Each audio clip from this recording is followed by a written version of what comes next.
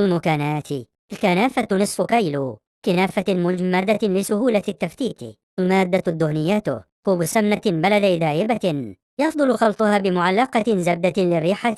الحشو: كريمة فالستق جاهزة بستاشيو سبرد. فالستق مجروش.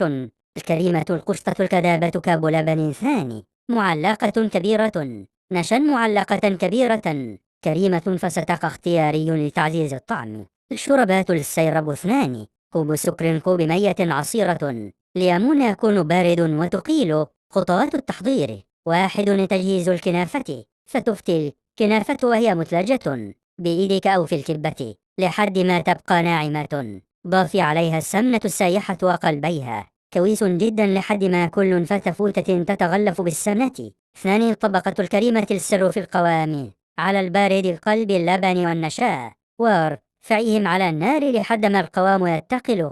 بعدما تطفيه ضيفي معلقة كبيرة من زبدة الفستق وقلبيها. سيبيها تبرد شوية.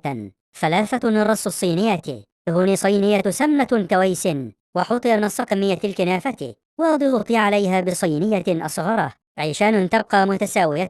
حطي طبقة الكريمة في النص، بعدي عن الأطراف عشان تتحرك.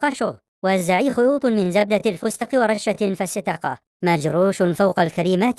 حطي باقي الكنافة فوق الوش بالراحة ومن غير ضغط جامد. 4. التسوية: دخليها فرن سخن 180 درجة لحد ما الأطراف تفصل وتحمر، وبعدين شغلي الشواية تاخذ لون ذهبي جامد. 5. التقديم: أول ما تطلع وهي سخنة نسقيها بالشوربة البارد 12 دقائق وبعدين اقلبيها. لمسة الشيف للتقديم: سيحي معلقتين زبدة فستق في الميكروويف وزيني بها الوش بشكل خيوط عشوائية ورشين فستق حلبي كثير في النص.